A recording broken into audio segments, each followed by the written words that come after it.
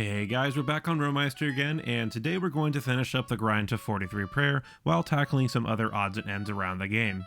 As always, before we get started, if you've missed any videos in this series, then be sure to check out the playlist in the upper right corner to get caught up. Also, don't forget to hit the like button and get subscribed if you've been liking the series so far. I could give you guys a spiel about helping the algorithm and not missing future videos, but you know how all that works.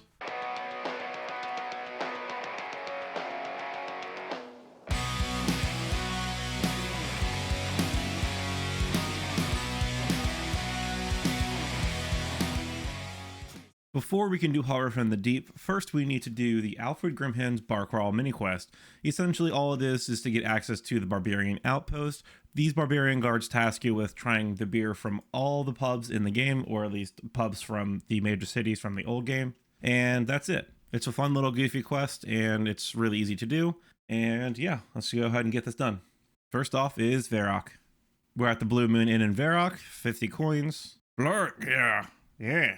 Next up is the Jolly Boar Inn northeast of Varrock. Next up is the Rising Sun Inn in Falador, the Rusty Anchor Inn in Port Sarim, the Karamja Spirits Bar in Musa Point. The sixth bar is the Dead Man's Chest in Brimhaven, the Flying Horse Inn in Ardoyne, the Forester's Arms in Sears Village, the Blurberry Bar at the Grand Tree, and finally the Dragon Inn in Yaneel. Now let's head back to the Barbarian Outpost and get this done. Alright dude, we got the bar crawl done, everything has been signed. Oh, and I totally forgot, but doing this mini quest also unlocks the ability to smash vials when you drink the last dose of a potion. It's not a huge thing, it's just a small convenience factor since I don't really need to hold on to vials. One Freaky Forester event later, we can now do the Horror from the Deep quest.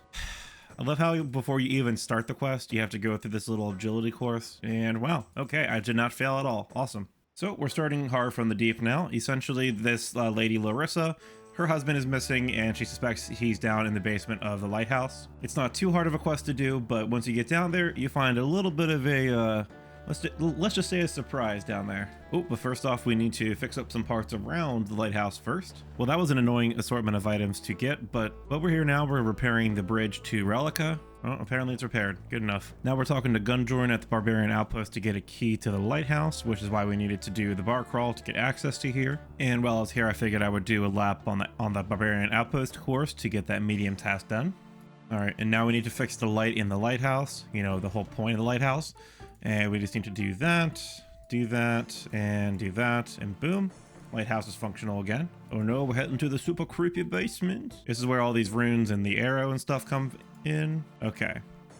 So in theory, everything should be good to go for the fight. I'm just going to get some gear so I can actually fight the Dagannoth and Dagannoth Mother, and I will be right back. Okay, so this is what I'm going in with. Obviously, this is not the ideal setup, but I think this should be enough to get through both the Dagannoth and the Dagannoth Mother. And I'm expecting the Addy top and bottom to be tanky enough for the regular Dagannoth at the start. If this doesn't work out, there are some things I can improve to make it a little better.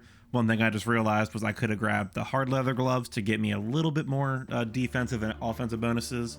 But for now, let's see how this works and go talk to Josik and get this on the road.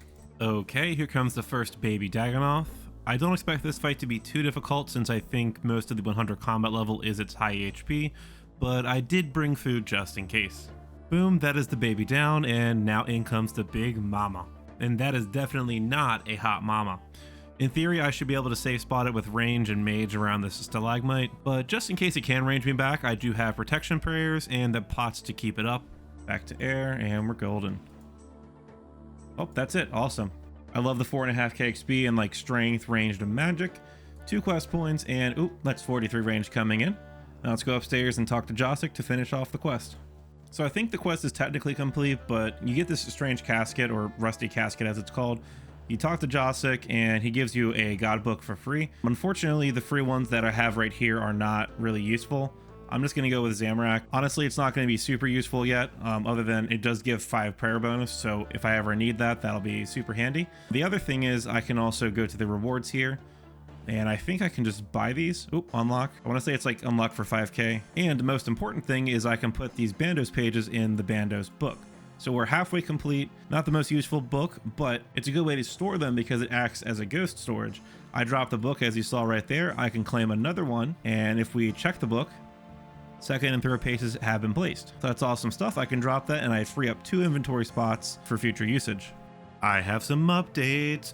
I went to bed after Horror from the Deep, and between overnight and work hours, I did some more birdhouse runs while I still had some cosmics to make dig site pendants, and through all of that I got to level 40 Hunter, which doesn't really unlock too much other than I can catch a couple more low-level implings, but I think it's pretty cool nonetheless. Plus, like, I love birdhouse runs, so it was really fun for me.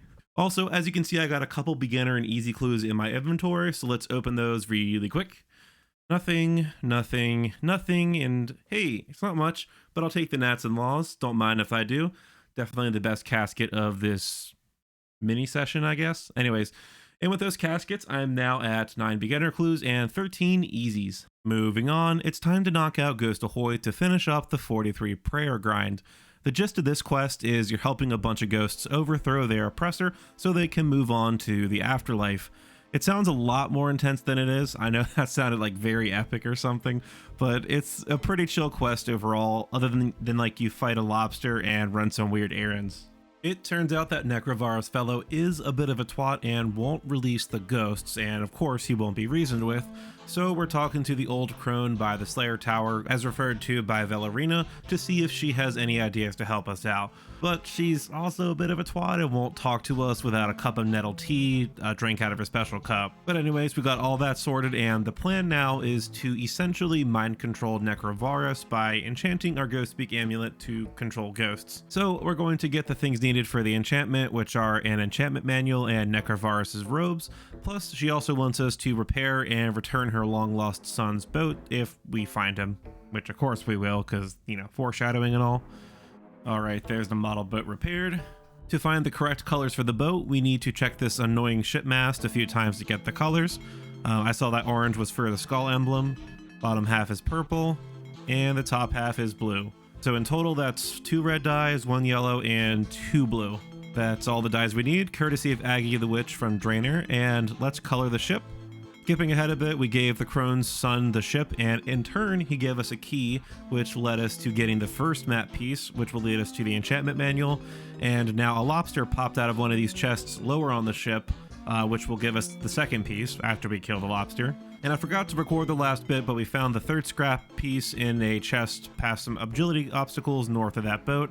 And with the map put together, it's leading us to the particular spot on Dragontooth Island. There we go. That's the book of Herakanto, whoever that is. And oh, I missed it, but apparently I did something to check off a task in the Media Mauritania diary. Nice. That book is basically complete gibberish, but apparently Akarano has a translation book, but of course he will only fork it over if I can convince Robin over here to sign an oak longbow for him.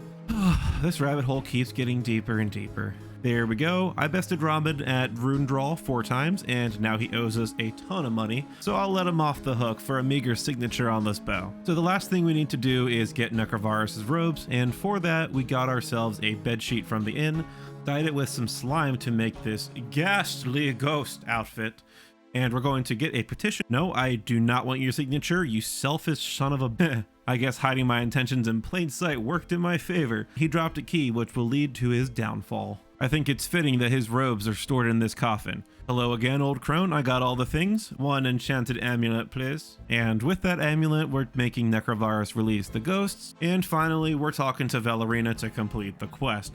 Boom, that's Ghosts Ahoy complete. We unlock the Ectophile, which will be handy at some point as a quick teleport back to the Ectofuntus, and more importantly for right now, it gives us 2.5k prayer experience, which will get us to 43 prayer. That is a huge level since I now have all 3 of the protection prayers unlocked, and that just opens up a ton of content for me to do. The next thing I want to do in this episode is complete Gertrude's cat, and the main reason is because at the end of the quest you get a pet kitten as a reward, and there are a few quests coming up soon that require me to have a cat, and thankfully this is a quick one to knock out, so let's get to it. The premise behind this quest is that lady I was talking to in the last clip lost her cat, and she asks you help for finding it, which is why we're consulting these 2 twerps over here to see if they've seen it. Oh, you're extorting me? You rascals. And apparently it's in the lumberyard, so let's check on over there. This seems like a perfectly safe place for a cat to run away to. Here, kitty kitty, I got your favorites, some milk and sardines. Also, the cat was preggers, so that means there's kittens. Woo! Here you go, Gertrude. I found your cat. Also, you might want to get her checked out because when I found her, there were a bunch of kittens and I think she a hussy. Anyways, that's quest complete. We get this cute little kitten that I'll call Bryce, and there we go. That's what I was waiting for, the quest complete window. We also get some cooking experience, which I will not complain about. Now let's go see about raising this thing. So to raise a kitten into, ooh, that's a bird's nest. And an apple tree seed, not bad.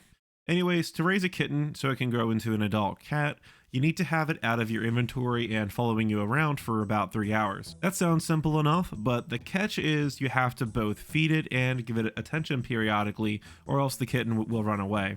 That isn't that bad though, considering you can just feed it any raw fish, and I just bought some sardine from the Ports of Rim fishing shop, which will do just fine, and giving it attention is as simple as going through a quick dialogue to pet it. All that's to say, it's not that big of a deal, it's just a bit of waiting around, and my way of waiting around for it is just to AFK some teaks while it grows. So I'll check back in a few hours. Okie dokie, the cat is grown, and just a quick update, AFKing teaks got me to level 67 woodcutting, and I'm now at 41 hunter from a couple more birdhouse runs. Also, I got a couple beginner clues, so let's see what we get. Nothing and nothing. Alright, off to more questing.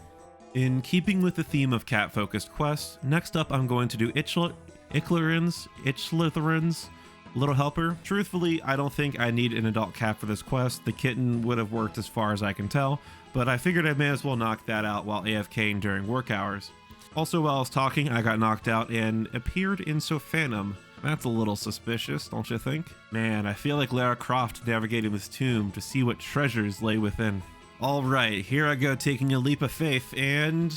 oh, yeah, I made it. Got a little dicey for a sec, but we're good. Oh boy, a puzzle! Well, shit. I messed up a dialogue and the Sphinx took my cat. Oh, farewell, Bryce. I went and got a new kitten from Gertrude, but I'll introduce them later after the quest, just in case I mess up again and lose it. I don't want to get too attached and lose it again. Anyways, back to the quest. It turns out when we were knocked out earlier, we were coerced into robbing the tomb of Clentor, the Menethite god of the dead, and now we basically need to undo what we did while also going through the unconscious bits via some flashbacks, as we saw a moment ago. So in this flashback, while I was knocked out, I took the god's burial jar and I had to fight this guardian or whatever. And I'm returning it now that I'm conscious. There's just so much running around in this quest and it's like just loops and just going back and forth. I really wish I had unloaded some energy pots earlier. So I've basically undone most of the damage I already caused, but now I just need to kill this evil priest to return the sanctity of this tomb. I wonder if they're Catholic. Boom, there we go. That was an easy fight thanks to protection prayers, and now we just gotta talk to a few people to wrap this thing up. Hello, High Priest. Boom, there we go, that's quest complete. Honestly, the rewards aren't too big, but we do get some experience which I will not complain about. We just have some dialogue to go through to start the contact quest, which I won't do now, but I may as well get this out of the way while I'm here. Oh, and there's a cutscene. Great. Before I get too far, I figure I may as well AFK some teaks while I wait for this cat to grow. Oh, and also I'm going to name this cat Lamar. Such a beautiful name for a cat. Anyways, I'll check back in a little bit once this cat has grown. Hey guys, it's Future Ascendance again, and like I mentioned in the last video, I got a bit sloppy with recording and I just cannot find the clips for what I did next. But what I did do was the feud and a bit of Rogue Trader to unlock Ali's rune shop for quick access to cosmic runes for Digzite pendants. And then I did the Varrock, Mauritania, Falador, and Kandarin Easy Diaries and put all those lamps into Herblore. It's obviously nothing too crazy, but I'm apologizing nonetheless since I should have been more careful with those clips, and it is a bit of progress that you guys missed. But the good news is we are mostly back on track with the videos, and in the next episode, I want to look into a way to better handle all the seeds in my inventory, especially since I'm doing birdhouses now. I'm getting a ton of tree seeds. Until then, I'm going to continue on these birdhouse runs. Don't forget to give the video a like, get subscribed, and hit the bell icon. Leave a comment down below with your thoughts on this video. Go join the Ascending's Discord server and in-game chat channel. And as always, I hope you have a great day.